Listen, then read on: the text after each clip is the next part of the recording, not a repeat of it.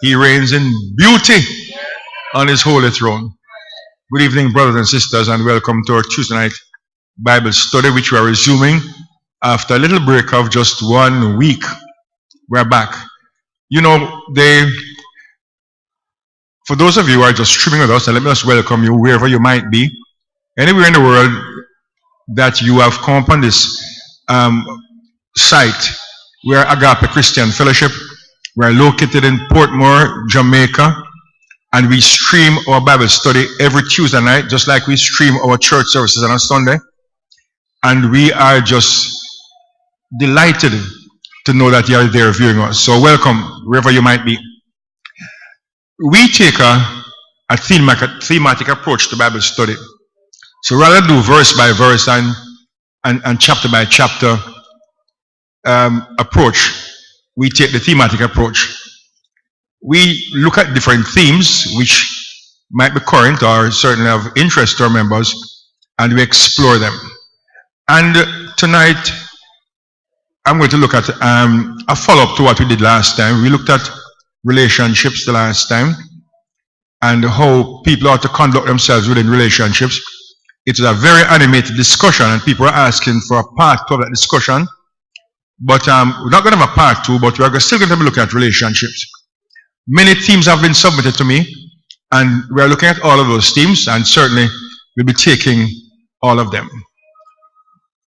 Last time we worked with 1 Corinthians chapter 7, and we look at behavior within relationships. And you know, God is just super smart, you know. So he's saying in that relationship, for your own protection, that the husband should have the power over the wife's body, and the wife should have power over the husband's body. It therefore means that if one wanted to use their body in a certain way, they would have to get the permission of their partner.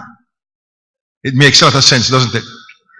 So that one spouse would probably go to the other one and say, and we discussed the last time, I'll just rehash it a little bit and say, I see a gentleman or a lady that is really turning my head.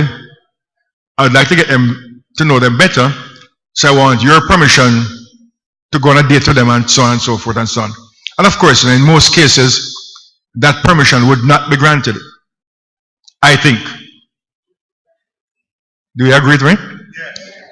And therefore there's some protection in that.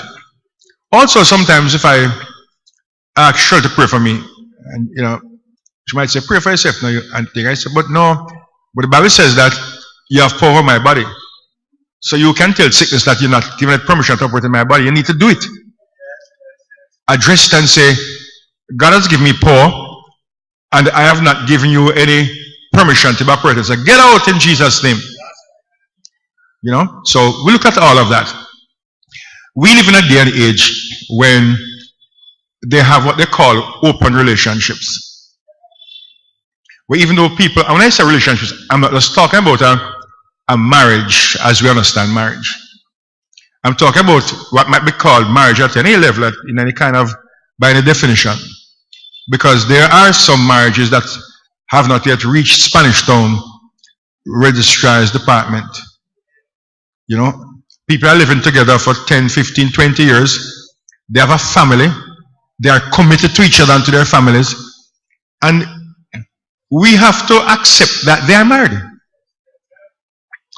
And if we define marriage as having certain components, it must have permanence, it must have fidelity, it must have trust.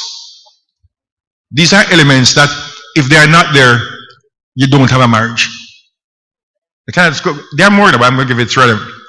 So there is permanence. You must see yourself as being involved in a permanent relationship. There must be trust, and there must be fidelity or faithfulness, right? These are the components. Where those things are in place, a marriage is in place, maybe at a common law level, but it is in place.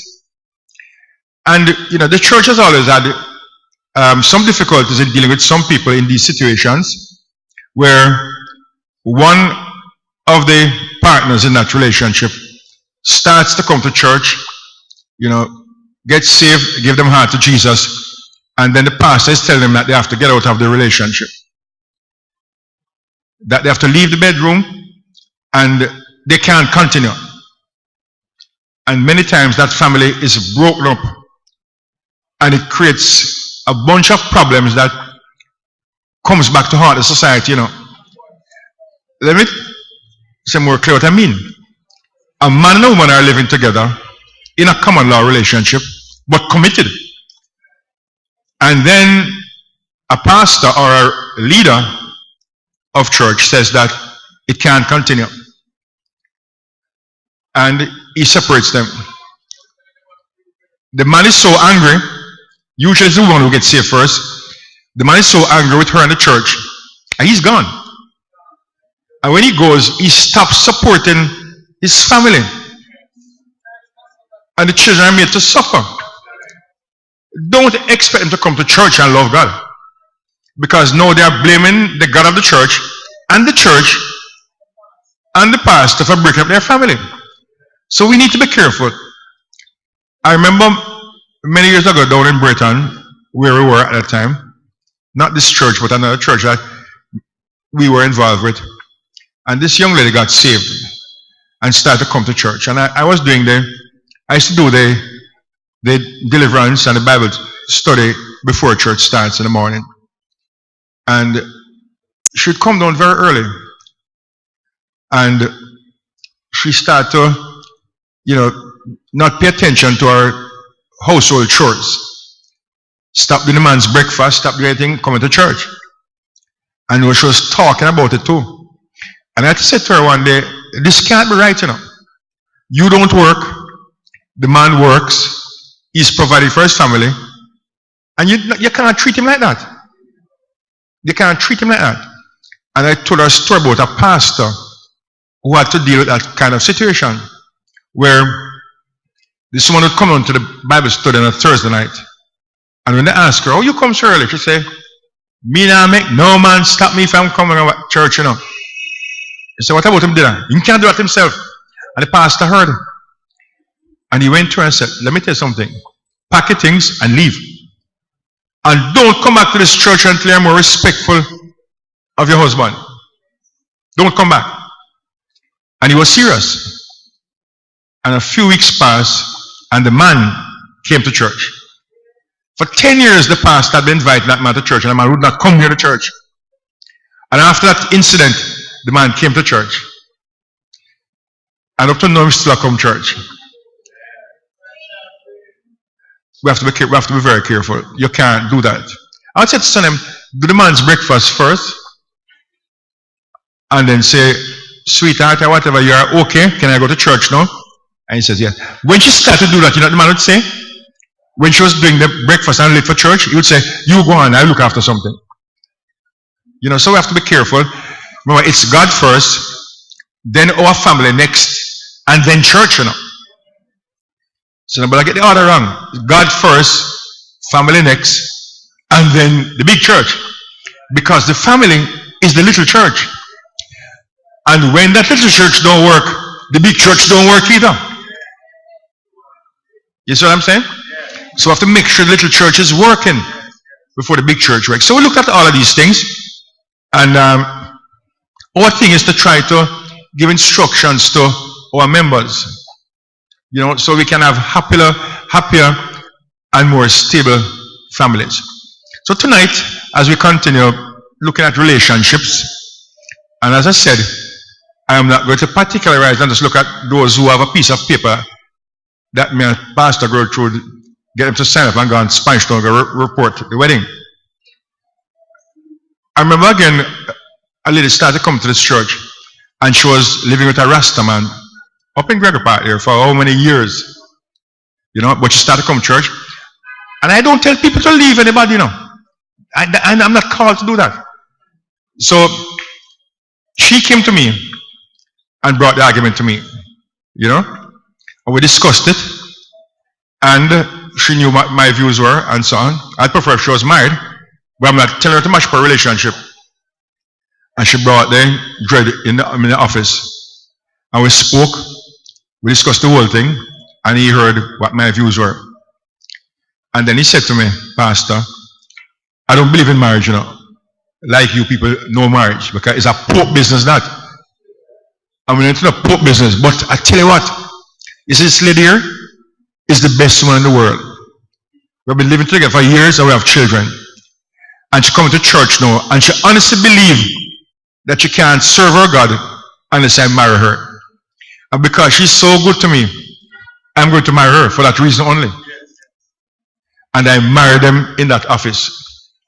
And I remember he makes Dutches and everything like. And he gave me some pots. Some of them in the kitchen maybe up to now. And gave me one from a house too. Now, so we have to be very careful how we are handling these things and the kinds of instructions we are giving to people. I'm a marriage officer, you know, of Jamaica, so I prefer to take people, marry people in the legal way, because you must honor God's law and you must honor man's law too. You know? So I'm being careful about what I say. But at the same time, my sister Shirley had a discussion about this about 2 weeks ago or more. And I'm saying that Adam and Eve were married, you know. They were. What are you shaking your head for? They were married. Hello? Who can deny that this God put them together? Hello? Who put them together? So what that is? Oh, what God has joined together. They were married. We better understand that. Of course, there were no pastors around at that time. they weren't born yet. But they were married. And then God said, for this reason, a man should leave and cleave. So God was calling her wife, you know. Talk to me now. Yeah, man, we're going to grow up, you know, and take a different approach to the scripture and agree with what God was doing. Not the dogmas and the doctrine that come from some people, right, which has created more problems in the church than anything else. So they were married, but they never saw a pastor, and nobody went to the registrar general's office with a piece of paper. But I'm saying, you know, we obey God's laws, or obey man. There were no laws like that at that time. So therefore, this was the beginning of humanity. Okay? Because there are certain things God allowed in the early days that Him disallow now. But when the human race was starting up, He allowed man to marry his sister, and so on and so forth. Not allowed now. Alright. Alright, so into relationships. Because good relationships will make for, you know, greater peace and tranquility and stability in the nation. You need them to be working. You know, children have to grow up in a certain kind of environment to function properly. The other thing I want to say before I pass on and give you some of the reasons why relationships fail. I'm going to give you why relationships fail. I'm going to give you what attracts and keeps a man to a woman, because that is also important too. It's not sufficient for him to be attracted to you. That will get us talking. It's going to be more important for you to be behaving in a way that keeps him to you. Eh? Because we are into the physical look and appearance more than anything else. But that is good to get you started on a discussion. He likes how you look, or you like how he looks, and that causes you to get introduced and you start talking. But once you start talking, that is not sufficient to keep a relationship together. What are you going to quiet?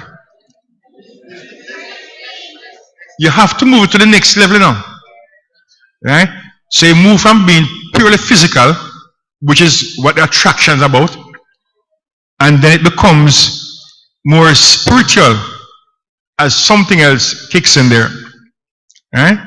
Because physical beauty is not going to last. No matter how pretty you are. Right? Time is going to ravage and rip up that beauty.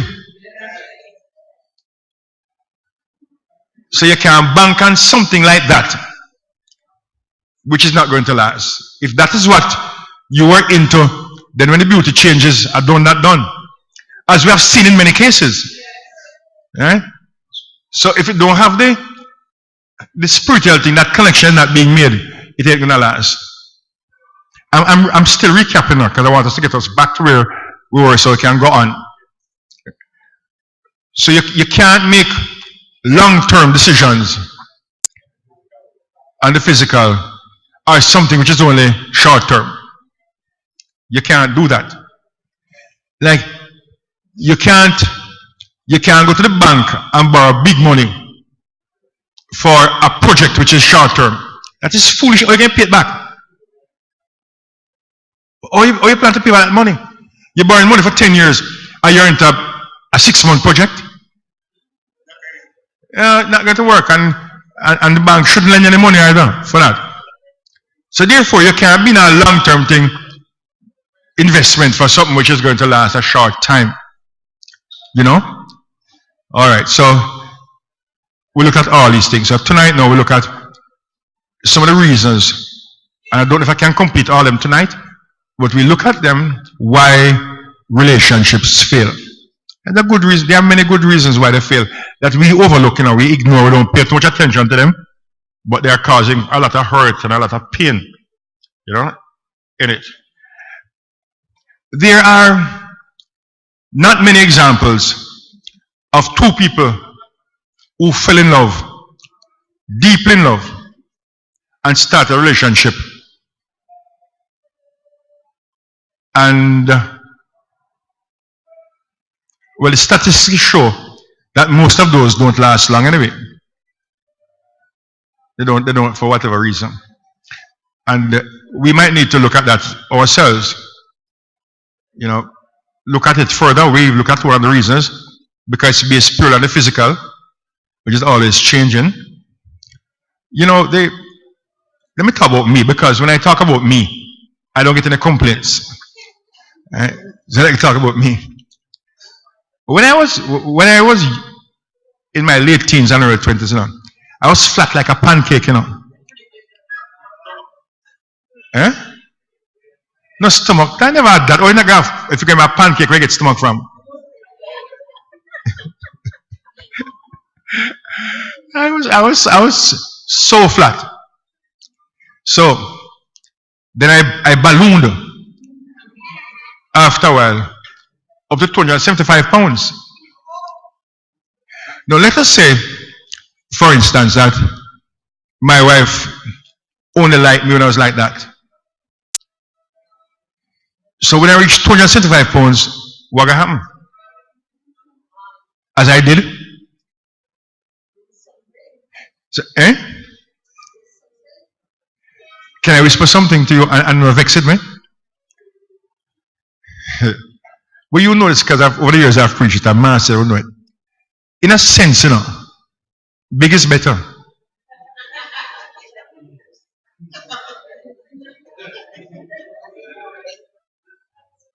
Big is better. I preached it for years, and let me tell you where I'm coming from with that. When I start to get sick, and I see how fast my flesh melted off of my body. I mean, overnight on one occasion I lost 60 pounds, What if I had nothing there?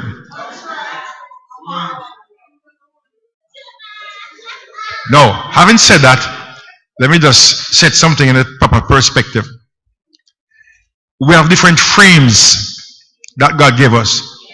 Some frames are big, some frames are not so big. There are people who are very beautiful when they are big, and when they're small, they don't look so beautiful. And there are people with a smaller frame that if they balloon up, them don't look so beautiful. So you work with the frame that you have. Some people have big bones, And you have to be big. You know, they Usain Bolt, I have some lessons for us, you know. At 6 feet 5 inches tall, he was not supposed to be a runner, a sprinter. He was not supposed to be a sprinter. Sprinters were usually shorter people with smaller frames, so they can leave the box fast and get down here. He defied that and shows that you can work with whatever God has given you. You can work with that. Stop complaining. Okay?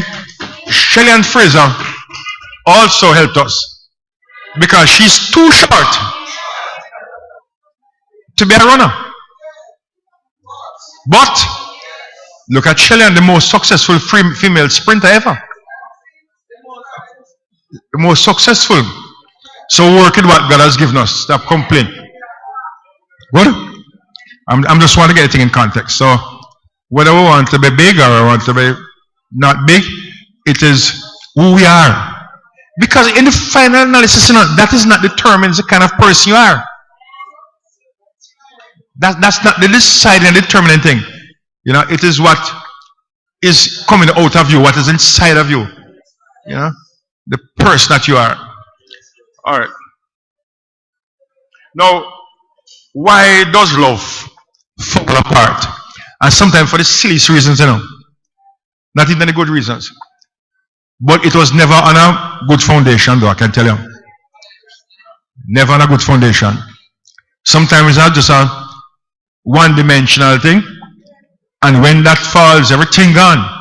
There's nothing to, there's no glue. There's no glue. Right?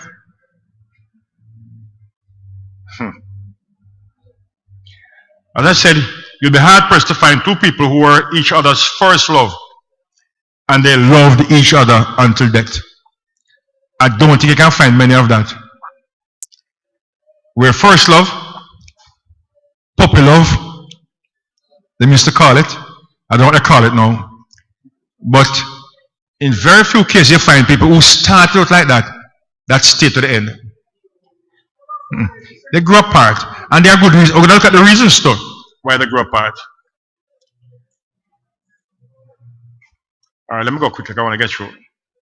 I want to get through what I have to do.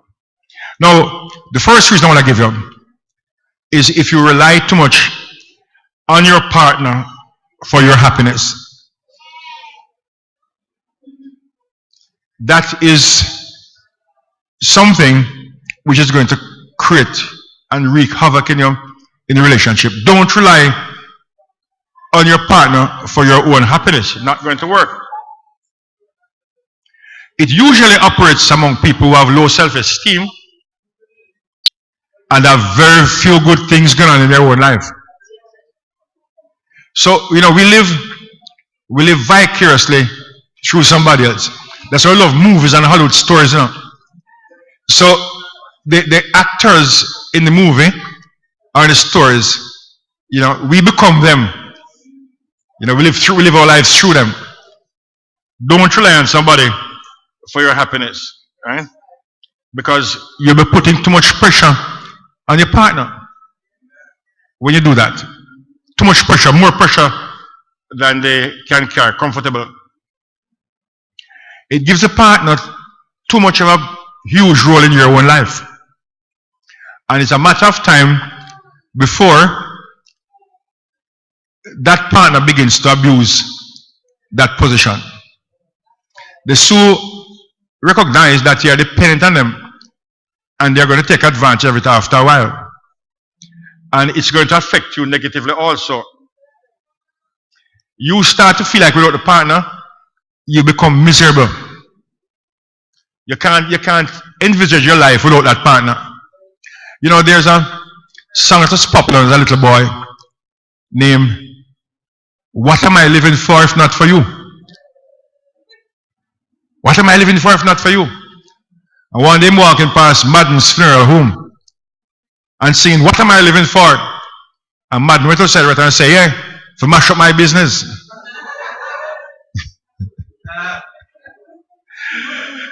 As long as you're living, I don't have any business. Well, Okay. That kind of dependence is not healthy in any relationship. Number two, not standing up for yourself. And I want to repeat that one. Not standing up for yourself. Times when you forego your own desires, right? To make your own partner happy. You think that is what they want. And so you are sacrificing too much in that relationship. Usually doesn't work out. If you keep doing this and your partner learns that they can easily ignore your wants, people learn fast enough. You'll start to feel your sacrifice is taking a toll on you. And one day you might wake up and feel used. You know how many people feel used in a relationship? That the partner is using them? Huh. And when they feel that way, you are heading for trouble in that relationship. They'll soon be reaching out to somebody outside who they think loves and appreciates them for who they are, and will never use them. And of course, that person will make it abundantly clear that they'll never do that either. You know how many instances I know where this is happening, and then one partner begins to reach out to somebody outside and begin to discuss their situation with the outside person. And of course, you're identifying what is now a weakness of your partner to the person outside, And he or she is happy to hear that, because they let you know how different from your partner they are. Oh, so your husband can't cook, or him no want to learn to cook. I'm a great cook. How much time to spend in the kitchen? Where you going to tell him that for? And whatever you tell him is the opposite of what your partner is not doing. Hello, somebody? Good. Too much dominance. In some relationships, it's being dominated too much by one person. Because you feel like you are a lesser person in the relationship. You're not equal. You feel the man is a catch, or the woman is a catch. You feel you catch somebody. The big, you can't get nobody like them.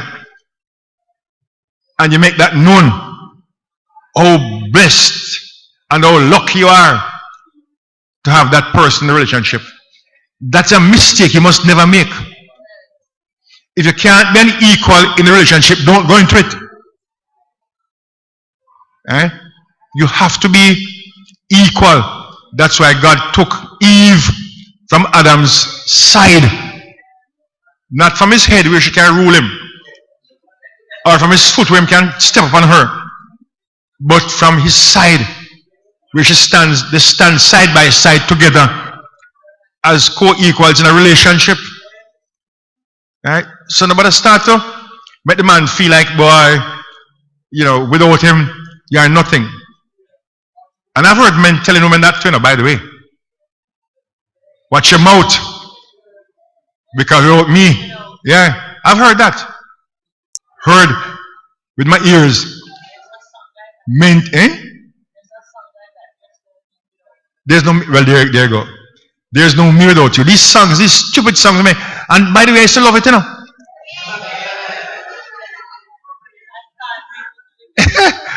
I used to dance it with him and sing. You're dancing, whispering. Yeah? In Shirley tears, there's no me without you.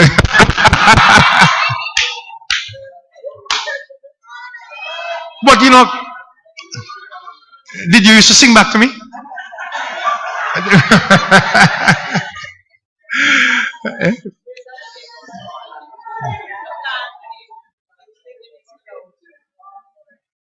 That's another one. Like, oh, you know all this.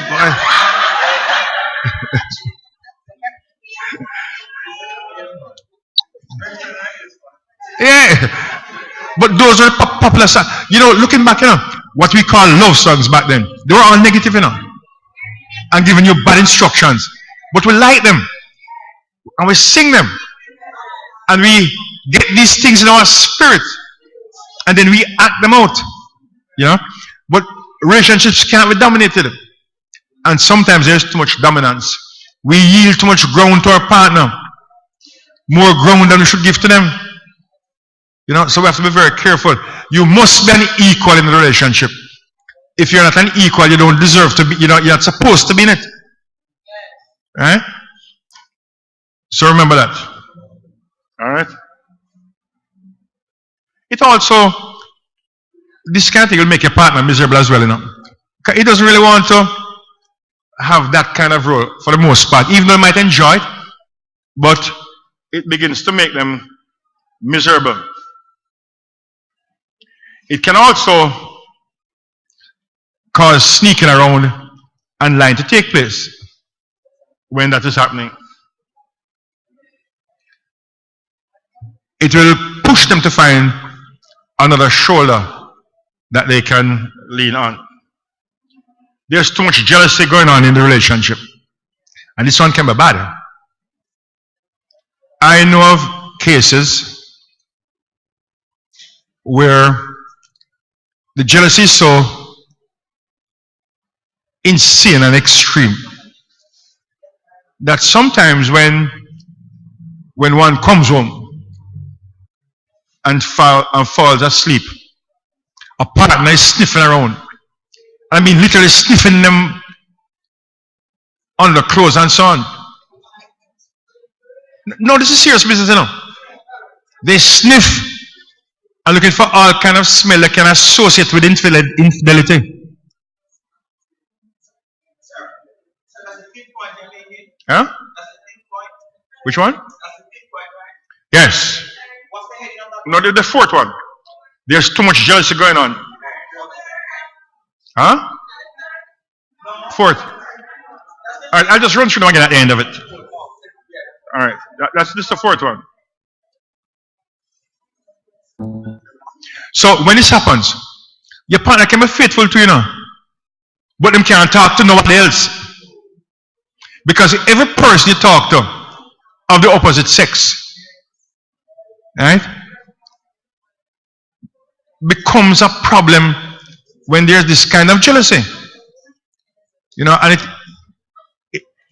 it will cause much unhappiness in your relationship if that consider. They consider that person to be a threat. They take a dislike to the person. The person doesn't do nothing about them, take an instant dislike to the person. Huh?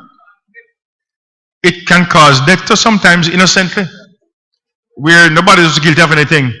But this, because when you're jealous, you know, you're blinded to the point where you are seeing things that don't exist. You know? So you have to be careful that there is not this whole heap of jealousy that is going on in your relationship.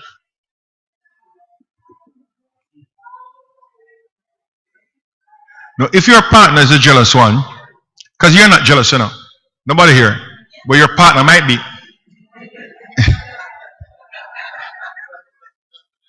But what it can do is to cause you to sacrifice your own happiness.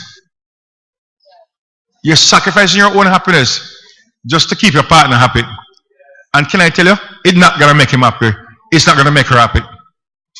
Because no matter how much you sacrifice, jealousy is not seeing things as they really are.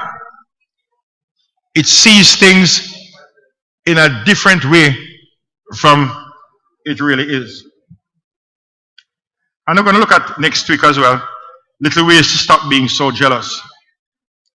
Selfishness is the fifth point. Selfishness will lead to a tug of war in your relationship. A tug of war about who gets the final say in things. You can't always get what you want, neither can your partner. If neither one of you is willing to compromise to make your relationship work, then you can both find someone who is more accommodating to your every want and need. Somebody says, good luck with that. But it's all about compromise, in the premarital counsel, I might say to a man, listen, if you get into an argument with your fiance or your wife or wife to be, as a man, if you are right, just keep quiet. Don't try to win an argument. If you're right, keep quiet. And if you're wrong, say sorry. I guarantee you that becomes your rule of thumb. You'll be a happy man. Because it must be the nature, but women have to win an argument. Say you want to win. But after I finish, stop and think about this. In some cases, you want to yield to the woman, so you make her win. And then she not happy to win. She thinks it's some ulterior motive you have. Why are you doing that?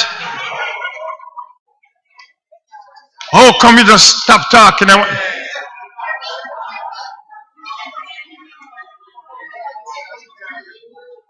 If you talk, she wants to know, what kind of man you are? Why you chat so much?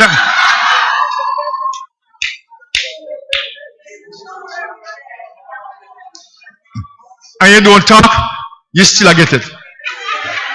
Lord have mercy upon us. Number 6, nitpicking each other's faults. No, you have some people, the tiniest fault that them partner has, them blow it up into something big. Them amplify it. Thank you. Okay.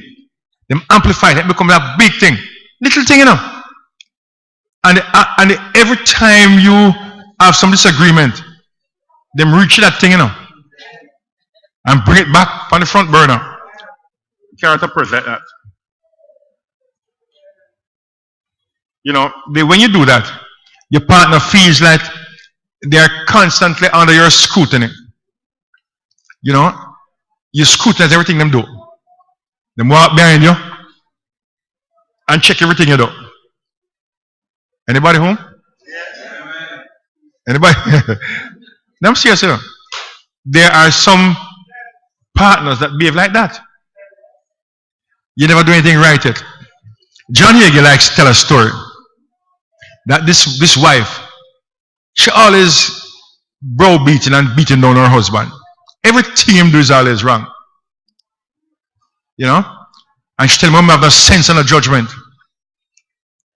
And one day, him looking through the wedding album, and he shook his head and said, she's right. He's right. I have no judgment. That's why he married her. So we have to be careful, how we do that. Don't look for people's faults, because if you are looking for faults, you're going to find them. You're going to find them, because we all have faults, and they are there, and them not in small numbers either. Okay, large quantities. So if that is what you have taken as your job, you're going to have some hard work to do. Don't do that. You try to affirm people, and you help people to come up and get away from what they are, and try to make them a better person. We can't be just harping on the faults that people have. That's not, that don't make for happiness. Number 7, lack of time. You can spend a lot of time together, but it makes you more miserable than anything else, because you're together a lot of time, but you're not having any quality time together. You don't understand me, You're just together, in the house together, but no quality time together. You have to set aside time for each other, just to keep the relationship going. Some little things you can do, simple little things you can do, but you must have some time when you're together. Watch all shows when I like.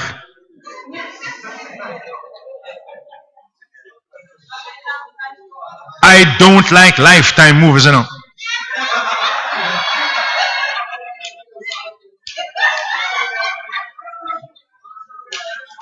And sometimes I find myself sitting in front of the TV with it. I talk to myself, I say, Lloyd, where you really do?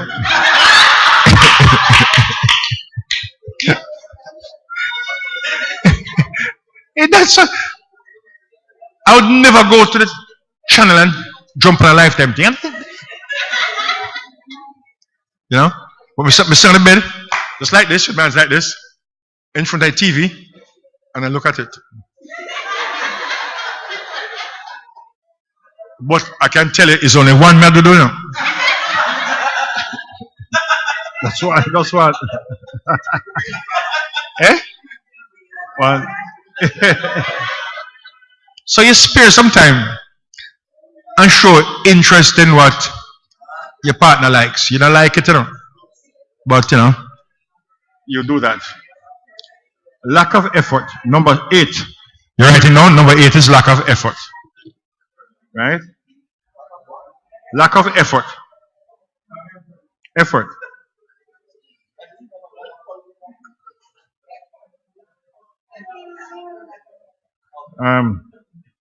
This is similar. Where you know that couples can date. Dating no end when you start to live together or you get married, You still like a dating thing sometimes, and keep it fresh and interesting. Because look here, the very things that you used to do that pull it together, you have to keep doing those things to stay together, If not, you're beginning to go to the foundation of what you have. If you used to like to go to Devon House, go buy ice cream, then you should still do that once in a while. If you like to go to a movie, I don't go movie. I don't really like them. Or go to a play or whatever. By the way, I don't go movie because there's nothing that interests me. That's the thing. If a good show comes, I'll probably go. So I'm not like some of my Church of God friends who say must sit in the seat of the scornful. No, they say you can't go movie because you're sitting in the seat of the scornful. But let me whisper something. Shh, quiet. I don't know what I'm slung bamboo seat.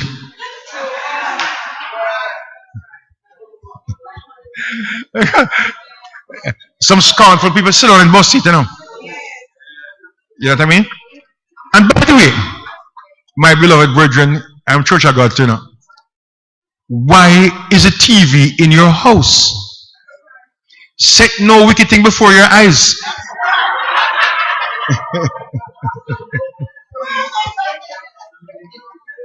You see, when you want to misquote scripture, what can happen? Set no wicked thing before your eyes. You have TV.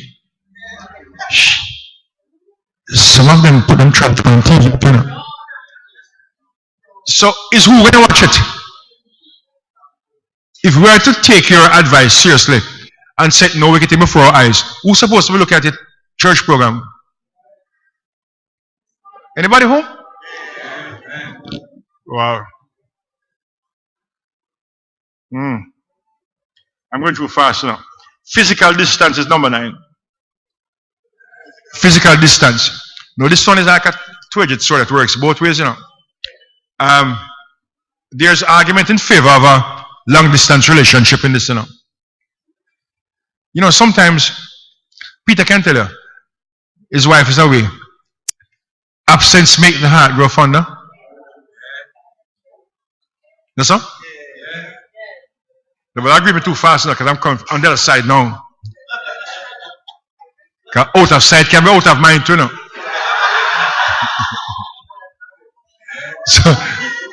So you want to find the balance in there, no? But sometimes it is good.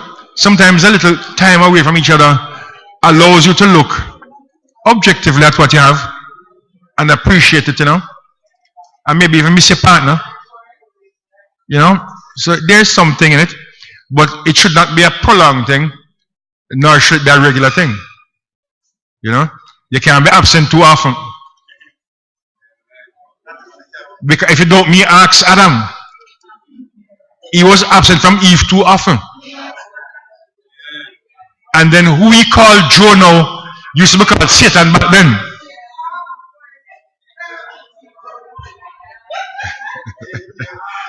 Yeah, we call him Georgie, you know. You know what Georgie is? I mean, I'm going to tell what the last name is about them call him Georgie.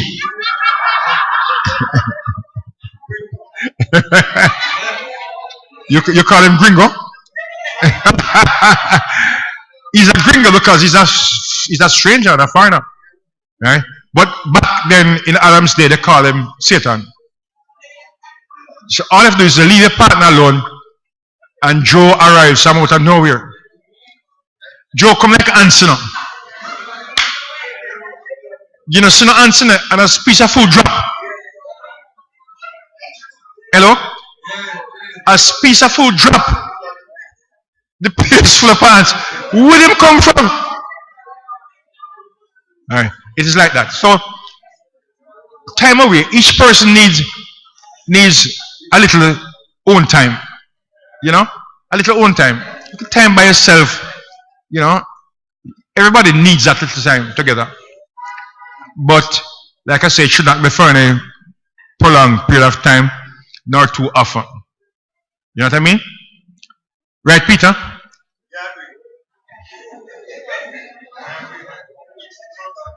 When your wife comes back, you send Zoe to her grandmother.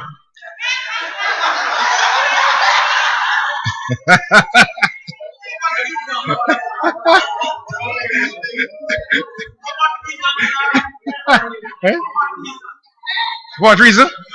No, I leave that to you and talk to him afterwards. You want to all right. So watch your physical distance, right? Emotional distance. No, this is a serious one. Emotional distance. You know, you can be physically together, but emotionally miles apart. You know that, right? Emotionally, you are miles apart. Even though you are sitting together or in the same bed together, you know. But your emotions are all over the place and elsewhere. You're going to have to watch that one. Right? Now, people have emotional needs which sometimes are not being met in relationships.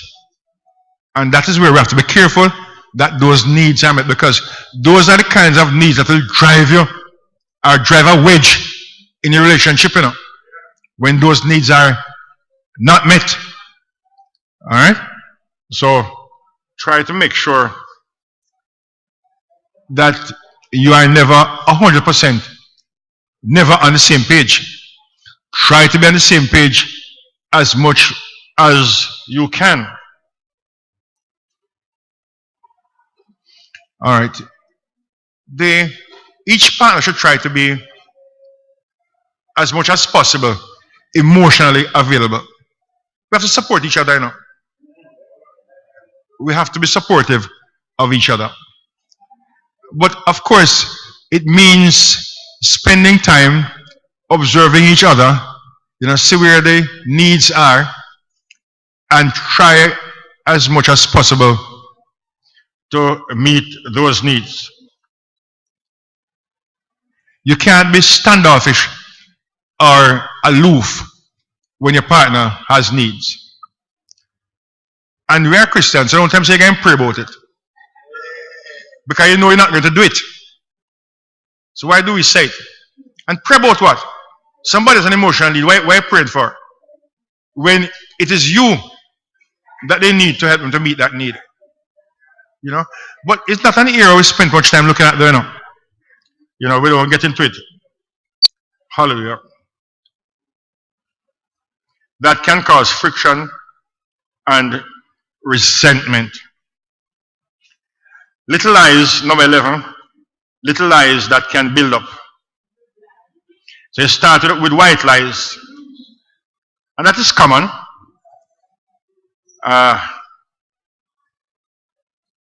But it is important to eventually come clean.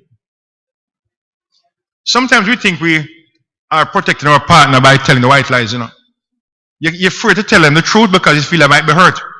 I guarantee they're going to be more hurt by you not telling them the truth. I guarantee you that. So even if you do the white lies to try to spare them some amount of hurt, at some point you better come clean to them, and they're going to find it in the case, you know. eventually they find out. And what's going to happen at the time? When they find that you were less than honest for them, and you missed opportunities to have come clean when you could have come clean. These things will erode and wear down whatever trust there might be in the relationship. When these lies build up, they're going to spiral into a web of lies that you can no longer get out of. So you start by telling one lie, then you tell another lie to defend that first lie, then you tell another lie to defend the first two lies, and you have a web of lies. You can't come out of it now. You can't come out of it. So be careful with the lies, you know. Eventually all lies are exposed anyway. And in ways that might surprise you. Some unexpected ways. So try not to get too caught into lies. Because it's a form of deception, you know. Even if it just starts a little white lie. Innocently, you might think, but eventually it becomes that. Number 12, when you have different goals. Anybody writing on anything, by the way? When you have different goals. You can't have different goals and expect that your relationship is going to not come under severe stress. You have to try to synchronize those goals. You know? You can't want to live in America and you want to live in Canada. You know? It can't work. You have to try to get the goals have to become similar. Similar goals, you know, if you are going to make it.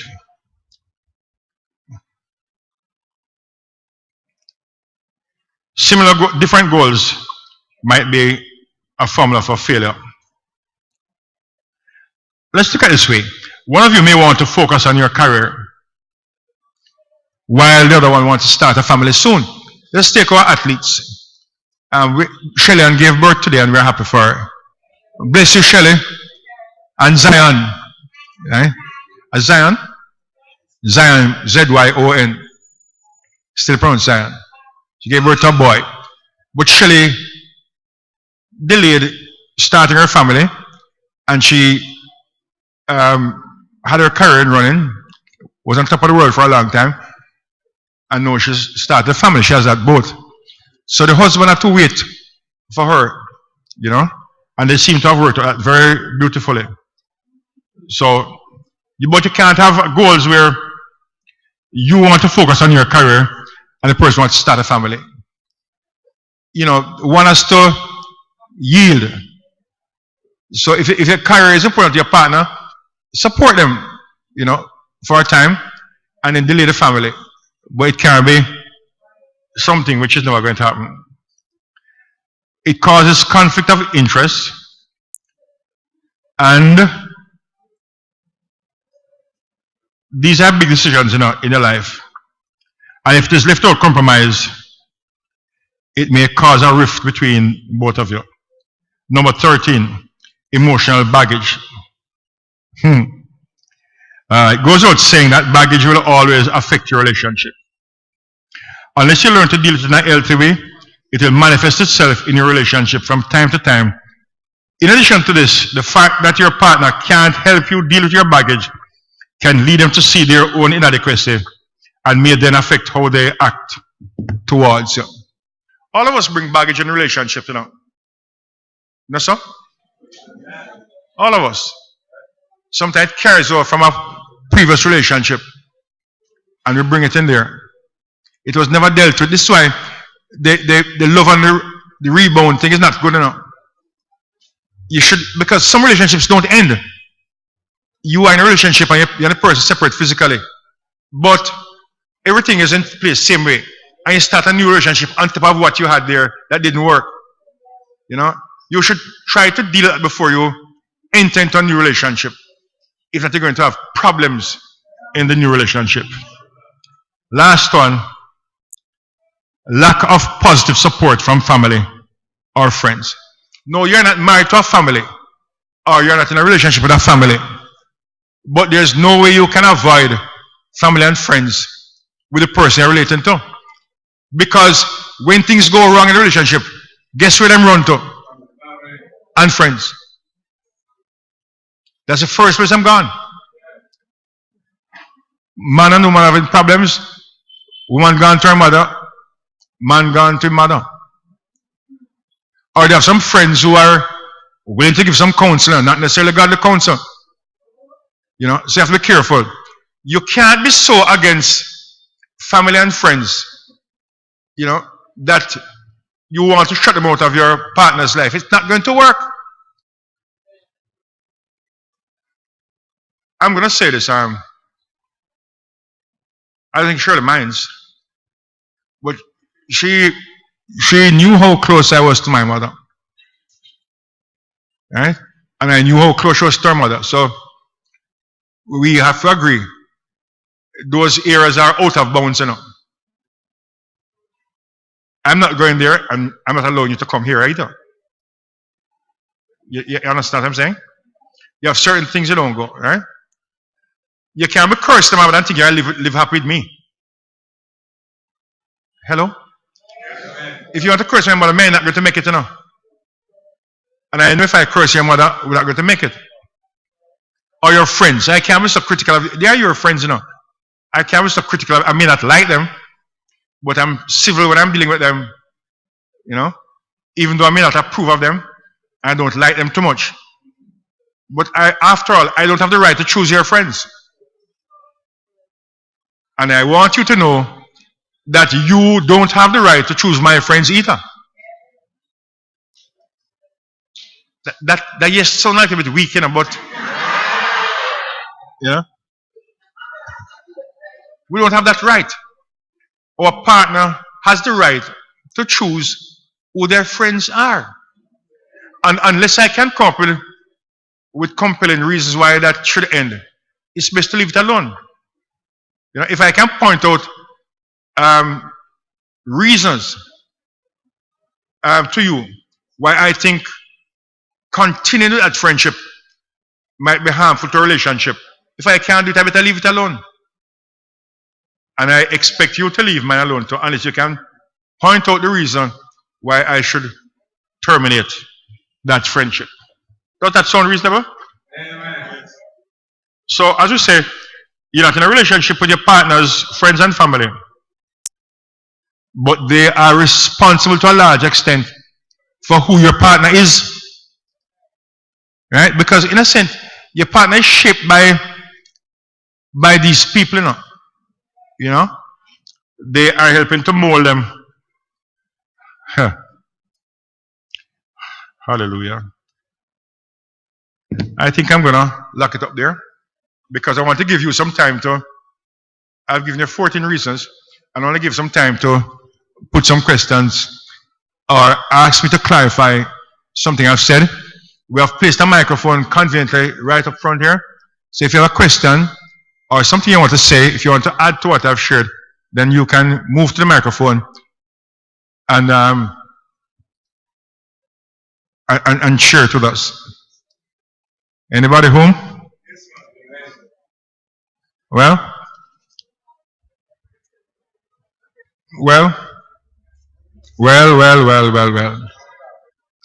And if you are there, you know how to contact Agape, and you were to text us something, we'll take your question too. You can text my phone or text. Go to Agape website and pose a question. Yes, Sister Marcia. Yes, Pastor. Is that mic on?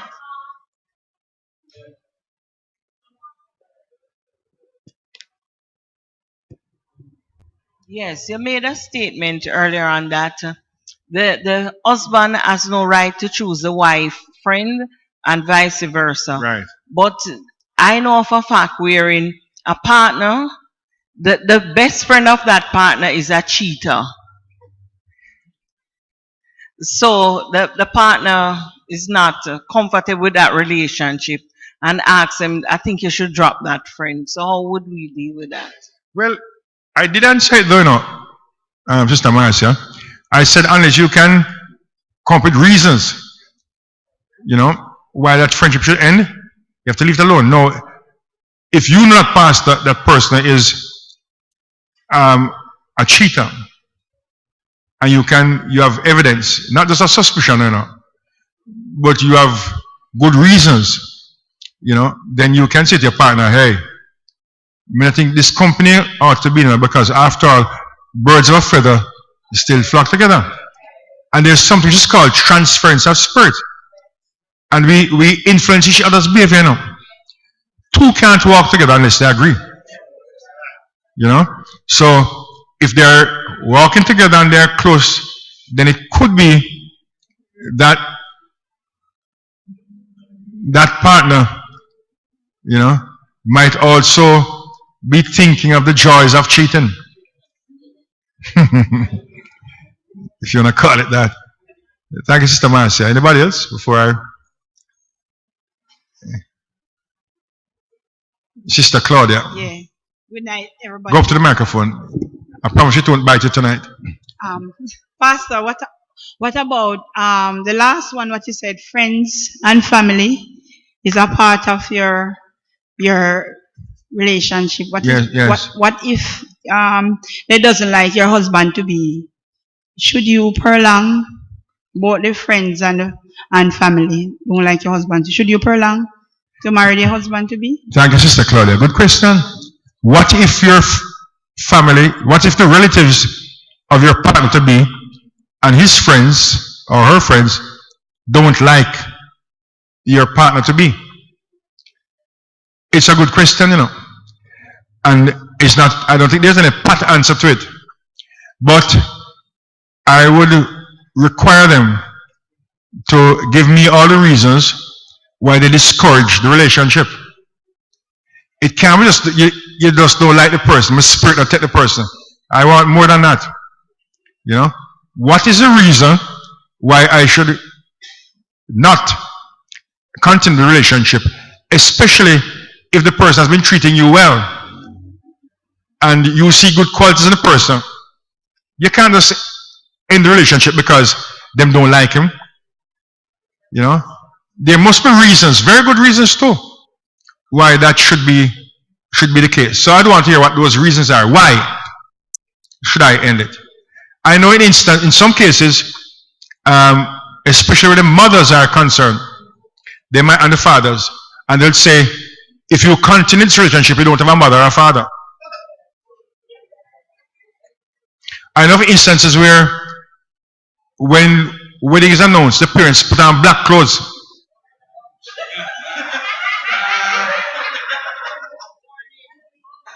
And I'm not joking. I'm not joking. So we have to be careful with that type of thing.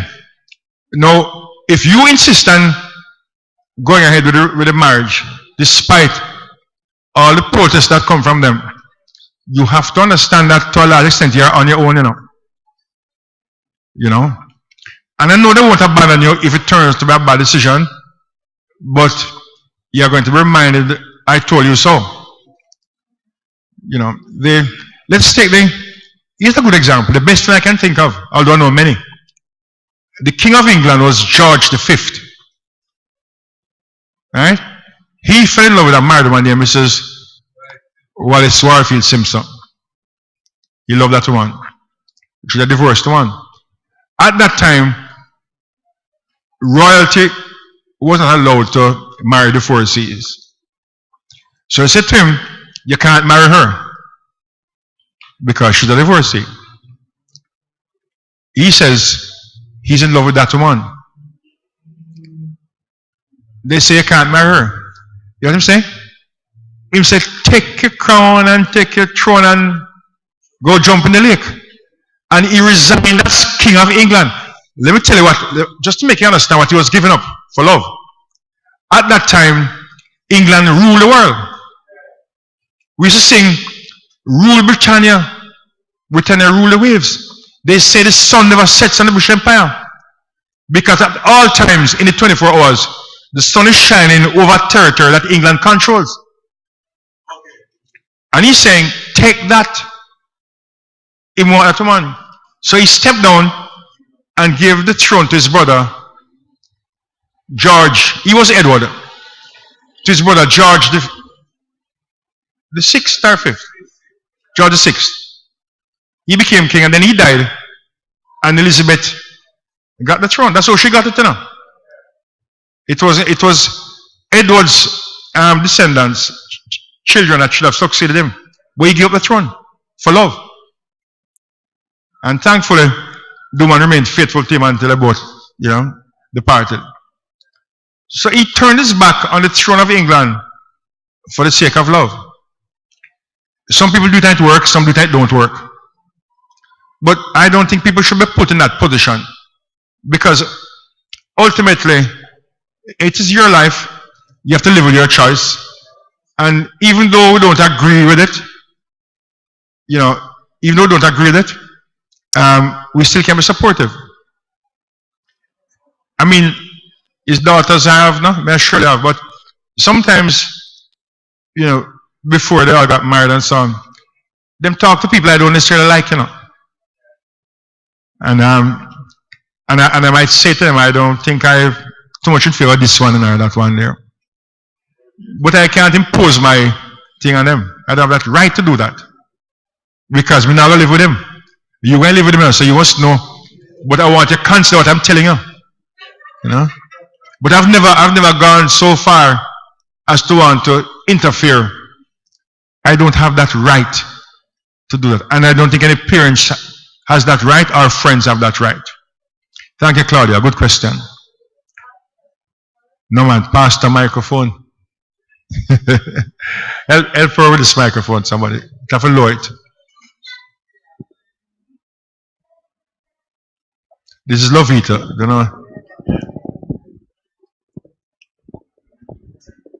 Good night, everyone. Good night. Speak louder. But sometimes your mother or father do not like the man what you're talking to. And him tell you not to talk to that man because him don't like him. What should you do about it?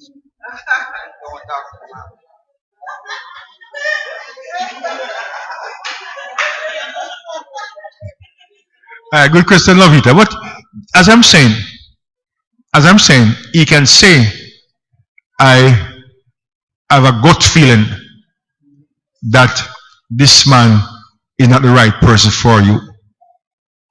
And I think you should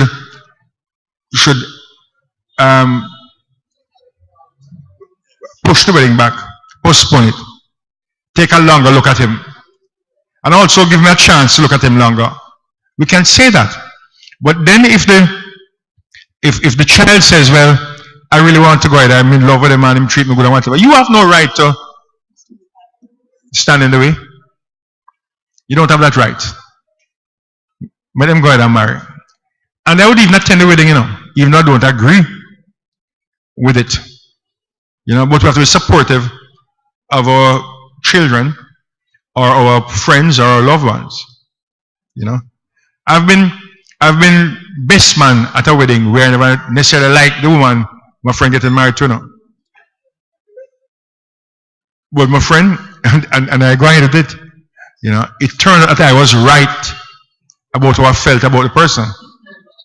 But I couldn't, like I say, impose, no, I didn't have that right. Yes, Minister. This is going to be the last question because I have to give Peter.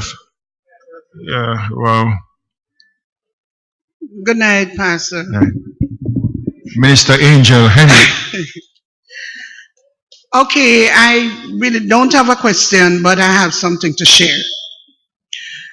Because I remember before I got married, I was told by my pastor that the Lord said that she should expose us, the husband. It was 3 sisters of us, and we were mature enough to expose the husband. Anyway, this brother, to be honest,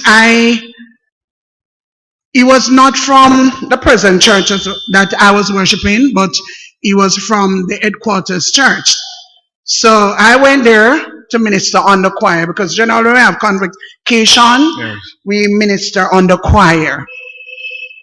So he sent up a proposal letter to me, and then when I got the letter, I was upset because, I didn't like this brother because there were some faults that I see, so I didn't really like him. But when I took the letter to my pastor, they said, pray about it. Honestly, I did not pray about it because I didn't like the brother. Then afterward, they got the word from the Lord. They said that they should expose the 3 sisters, the husband. So that brother should be my husband, another sister, another brother was there. They said he should be her husband. And another sister, there was a brother that they said that brother should be her husband. She refused. And would you believe that it's her wedding, her marriage alone working right now? Because my one went sour. The other sister, she had a health issue, and even the same person told the husband that they think it is reasonable for him to put her away and seek another wife, and her marriage went like that also. But the sister that rebelled about the husband that she was given, her marriage is the only one now that is working. And this is what happens when ministers and pastors and elders in church think they can do matchmaking in the church and then go ahead and tell lies on God. Because based on what you have said, we now know that God never told anybody anything.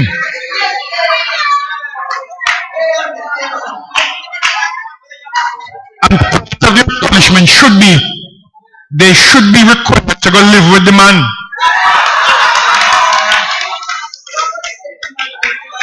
That's what part of their punishment. Yeah. I am not into no matchmaking thing with nobody, not choosing nobody for anybody. Oh. And I'm not praying about it either. Look at it. We're thinking, I know who I like. And I know who I can live with. And you know that too. So what am I praying about? What am I to pray about? You know who you know what you're looking for in a mate, you know. So why, if you already know that, why am I praying? A waste of time. People must choose for themselves. I can try to give guidance, you know, and might say, I think you should hold it down a little bit, you know, take a longer look at this or whatever. But that's as far as I'm going with it.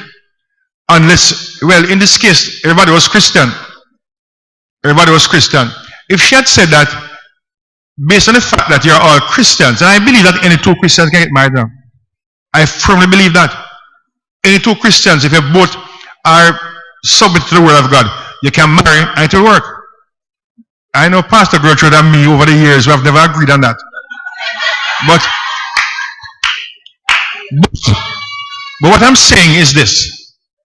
If both of us agree that we are going to be guided by the word of God, then what is the problem? I'm saying that there are still emotions are going to come into it, you know, because there are some things you like about one person more than another person. And we understand that, you know. So there has to be some kind of, some emotion have to be involved in it. But really, if you are both submitted to the word of God and get married, why it can't work? What is stopping it from working? Hello? When Christ says, you know, love your wife like him loved the church, I don't think he was talking at a physical level, you know. I don't think it's a physical thing he was talking about. And can I can close on this? There's nobody I know except in Follywood where you have any love to bring into a relationship. You don't start it with any love. Love comes out of it. What love you have? Or you can love somebody you don't know anything about. What is the love? What do you love? I'm just seeing for the first time. Me talking for 1 hour. What do I love? I don't know nothing about you. What I love? Man, don't tell me foolish about love. Love comes out of it. You don't go into it with no love. But as the person begin to relate and you begin to bond and so on, love is now starting to, yeah. So I don't believe in love as first sight. So don't come tell me, Pastor, you see the man for 5 minutes and you're in love. You stop eat and stop sleep. Don't tell me that. Because if having seen the man for 5 minutes, you stop eat and sleep, it's not good for you. That can't be a good thing. Eat and sleep, stop. You'll die.